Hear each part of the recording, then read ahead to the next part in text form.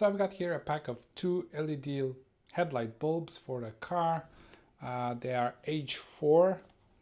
They have 60 watts, 12,000 lumens, and they have white light with 6,500 kelvins. Yeah, so let's unbox them and check them out a bit.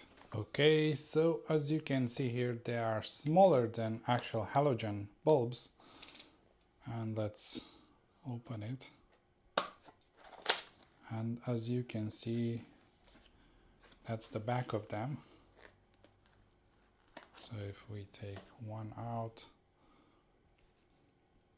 so they have 16 beads, double-sided LED lights. They have aluminum casing, which gives them corrosion resistance, dust and waterproof resistance as well. And one thing to mention is that they are not compatible with CAN bus. Let's take the other one out as well.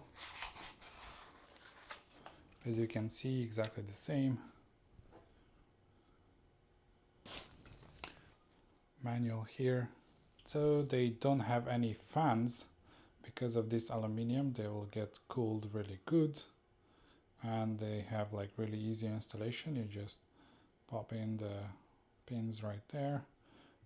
And because it's a more small and compact than a halogen bulb, it's easier to install.